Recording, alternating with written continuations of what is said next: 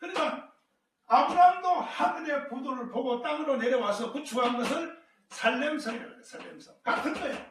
이거 같은 거야. 성막과 같은 것이요. 그리고 다윗은 여기 다윗 이후에 다윗은 하늘의 부도를 보고 땅으로 끌어내려서 땅에다 축성한 것이 뭐냐? 여기는 예루를 붙여서 예루살렘이라고 했어요. 예루살렘. 그래서 예루살렘은 두 가지요. 하늘의 예루살렘, 땅의 예루살렘. 하늘의 예루살렘을 땅으로 끌어내서 축성한 것이 지금 다윗성, 이스라엘 나라에 있는 예루살렘이다 이 말이야. 이게 전부 같은 거예요.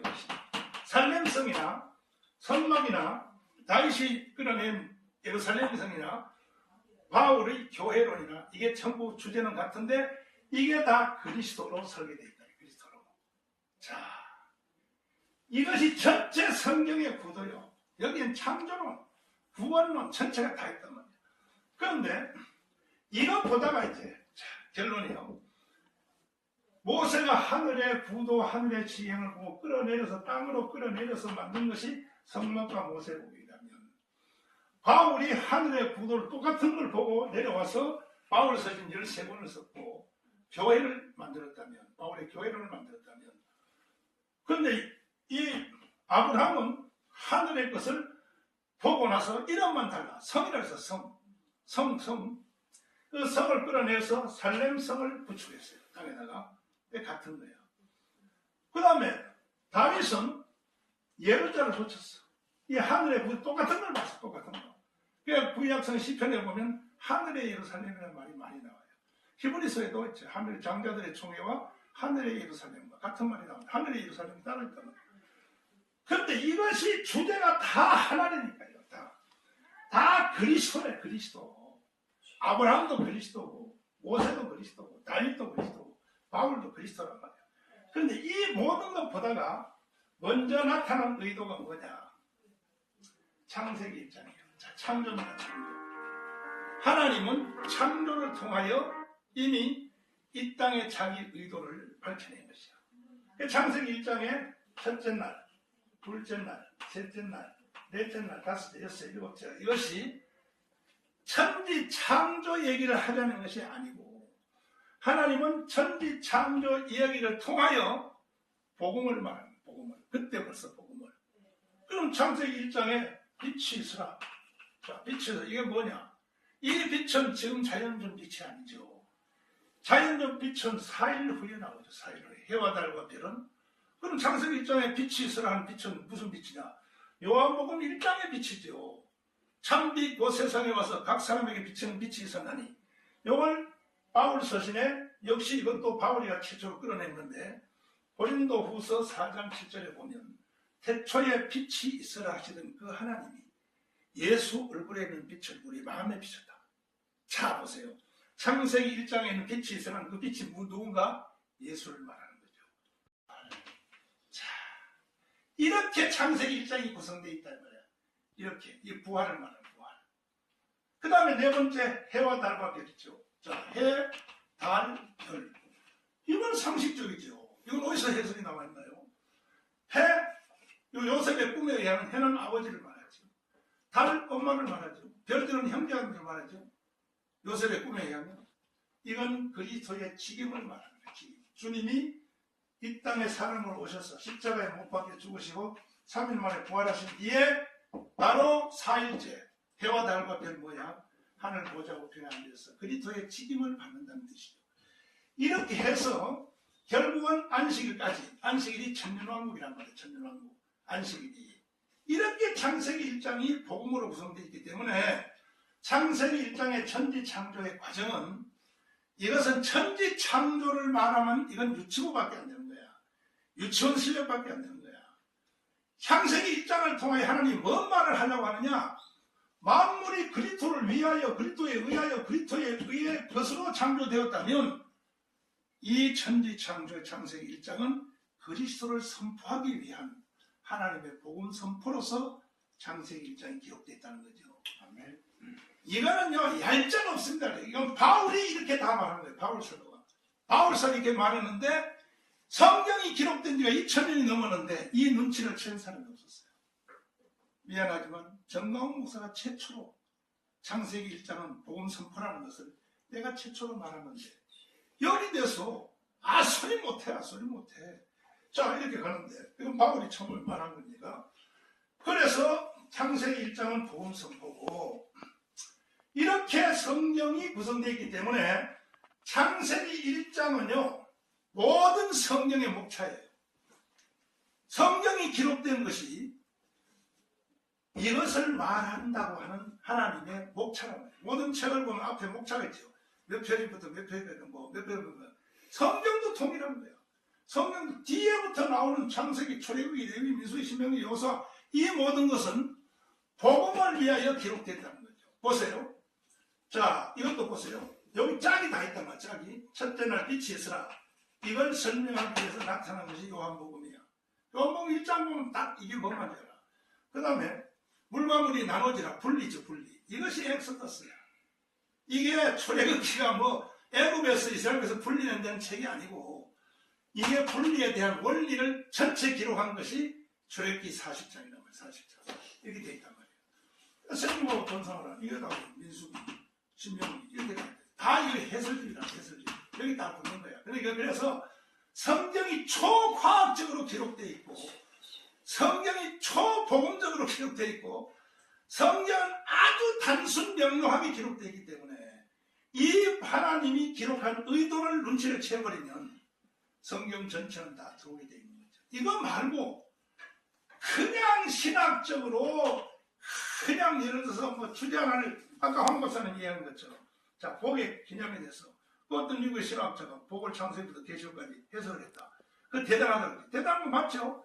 그러나 그걸 따로 복을 말하면요 하나님이 전체에 대해서 빗나가는 거예요. 보세요. 그럼 복이라는 말이 최초로 구사된 데는 어디가 구성되어 있습니까? 하나님이 천지를 창조해놓고 피조물에 대하여 복을 명령했단 말이야. 맞죠? 그러니까 생육하고 번성하여 땅에 충만하라. 복을 주어 가라사대. 그렇게 됐죠.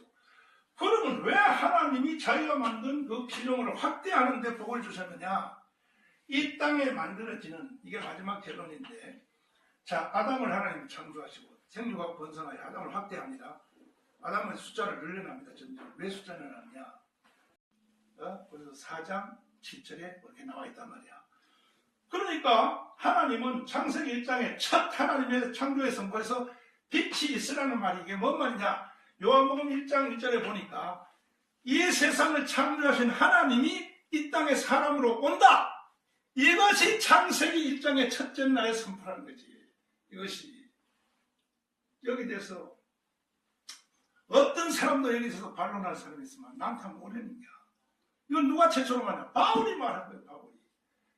그런데 창세기 1장에 빛이 있으라 하는 빛이 마치 자연적 빛인 것처럼 절대 아닌 거예요. 자연적 빛은 4일 후에 나온 4일 후에 창세기 1장의 빛은 요한복음 1장의 빛이요. 참빛 그 세상에 와서 그리스도가 육체의 옷을 입고 이 땅에 온다. 이것이 하나님의 창조의 일성이라는 거죠. 빼도 박도 못해. 이거는 빼도 박도 못해요. 그러면 두 번째, 그럼 창세기 첫째 날의 빛이 그리스도가 이 땅에 온다는 것을 선포했다면 이건 복음 선포의 제일 기초입니다. 이건 요한 1서 4장 1절에 보면 사랑하는 자들아 영을 다 믿지 말고 영들이 하나님께 속하여 시험하라. 이 영이 하나님께 속해 있는지를 알지니 예수 그리스도가 육체로 온 것을 시인하는 영마다 하나님께 속한 영이 보세요. 뭐라고 말합니까? 부인하는 영마다 저 그리스도 영이라고 했죠. 그러니까 벌써 창세기 1장에 빛이 있으라 하는 그것이 뭐냐? 복음 선포의 복음 선포. 이 세상을 창조하신 하나님 자신이 이 땅에 내려간다 이거야. 사람으로. 선악과 전입니다. 선악이 전에. 그러니까 칼빈주의가 맞는 거예요. 예정과 승리가 맞는 거예요. 창조하기 전에 이미 벌써 선악과 따먹고 이 모든 것은 다 예정되어 있는 거예요. 그래서 칼빈주의가 위대한 거예요. 사실은. 그래서 빛이 있으나 예수를 통해 이 땅에 사람을 온다는 거죠. 두 번째 날이 뭡니까? 물과 물이 나눠지라고 했죠. 자 보세요. 이것이 뭔 말인지 물과 물이 아래 위의 물과 땅 위의 물과 아래 물이 두 개 나눠졌다는 건데 이게 나눠지다. 이 나누다는 말을 3대 언어로 첫째 히브리어, 둘째 아람어, 세 번째 헬라어, 네 번째 라틴어 이걸 줄을 딱 세워봤어요. 이걸 다. 이 나누다는 말이에요. 이게 원형이 어디다 쓰임을 받았는가? 다 조사를 해보니까 정체가 드러났어요. 이 나누다는 이 말은 나중에 어디에 꽂히냐면은 예수 그리스도가 아까 말씀하셨듯이 십자가에 못 박힐 때 성전 휘장이 찢어진 거 있죠. 나눠지다. 여기에 원어가 꽂고 있어요. 다시 말해서 뭐냐? 그리스도가 십자가에 죽는다는 거야. 자, 그리스도가 십자가에 죽는다는 거야. 잘 보세요. 그 창세기의 1장의 세 번째 단계가 묻히 드러나 있죠. 드러나. 땅의 물 속에 가라앉은 땅덩이가 드러나라. 이게 무슨 뜻인가? 그럼 창세기 첫째 날이 복음이라면 빛이 있어가 여리수가 이 땅에 온다. 두 번째 날 십자가에 죽는다. 그러면 세 번째 날은 복음적 의미를 하나님이 선포한 것이 아니겠냐? 그럴 리가 없죠. 창세기 1장을 통하여 하나님은 복음을 이미 선포 다 한 거야. 하나님이 할 말을 다 한 거야 벌써. 그러면 묻히 드러나는 말이 뭐예요? 드러나는 말을 히브리어, 아람어, 헬라어, 라틴어로 줄을 딱 세워놓으니까 첫 번째 꽂히는 단어가 어디를 지향하고 있냐면 드러난다는 말이 구약시대에 제사장들이 무교절이 되면 보자기에다 떡을 싸서 땅속에 묻어도 수분이 많이 돼 딱딱한 그 떡이 뻣뻣하단 말이에요. 그래서 무교절을 지키려고 땅속에 묻어놨다가 3일이 지나면 무교절이 되면은 끝나면 붓으로 쓸어. 붓으로 쓰면은 이건 요소보드 책에도 그렇게 돼 있어요. 쓸면 그 하얀 보자기가 처음 딱 드러날 때 이때 가장이 이렇게 말해요. 드러났다! 이렇게 말하는 거야. 하늘의 새 예루살렘을 짓겠다는 겁니다. 자 보세요. 이 세상이 창조되어 12지파가 먼저 나타나죠. 12지파가 나타난 뒤에 하늘의 설계도가 그려졌느냐? 아니죠. 천지 창조되기 전에 하나님의 설계도, 구도 안에 이미 12지파는 계획되어 있었어요. 그 하늘의 설계도대로 이 땅이 진행되는 거야. 그래서 12지파는 하늘에서 설계된 대로 이 땅에서 이루어지는 것에 불과하고 예수님이 이 땅에 오셔서 12제자를 모을 때 갈릴바다에서 너 일로 와 했어. 베드로 요한 야고보 바돌로메 도마 이따 와요. 내가 12지파를 이게 아니고 주님은 하늘의 설계도를 그려놓고 내려오신 분이니까 하늘의 설계도에 구약의 12지파로 되어 있어요. 이 구도 자체가 하늘의 설계도에 12제자로 되어 있어. 이것이 최후에 나타난 것이 새 예루살렘이에요. 요한계시록 21장에 보면 12지파와 12제자로 구성된 새 예루살렘이 그가 모세가 본 새 예루살렘, 다윗이 본 새 예루살렘, 아브라함이 본 새 예루살렘이나 바울이 본 새 예루살렘은 동일하다 이 말이야. 동일하다. 이래서 성경은 하나의 맥으로 전체가 다 끼어졌는데 그럼 왜 생육하고 번성하기 복이 있느냐? 이 땅에서 얘를 낳아서 아담의 후손이 셋, 에노스 이렇게 3대대 나오고 사람의 숫자가 늘어나는 것이 왜 복이냐? 이것이 순수한 사람의 후손을 많이 낳는 게 아니라 그 이 땅에 태어나는 모든 인간들이 하늘의 새 예루살렘을 요한계시록 3장에 보면은 너희의 이름이 하늘 새 예루살렘에 기록된 걸 기뻐하라. 자, 기록된 걸. 그러니까 하나님은 하늘에 기록된 이름을 지금 이 땅에 사람들을 생육버섯시켜서 채워나가고 바울서도 그랬어요. 충분한 숫자가 들어오기까지. 그러니까 하나님은 구약시대의 명령을 구원하여 하늘의 새 예루살렘을 만들 것이며 신약시대의 명령을 구원하여 하늘의 새 예루살렘을 만들 것이다가 창조 전에 이미 하나님의 계획대로 다 되어 있다는 거지. 이게 칼빈주의라는 칼빈주의. 그러니까 이 땅에서 여자와 남자가 결혼해서 애 하나 낳는 것은 당연히 가정을 이룬다는 개념이 아니라 하늘의 새 예루살렘의 숫자를 채워나가기 때문에 거기는 복이 임하게 됩니다. 아멘. 아멘.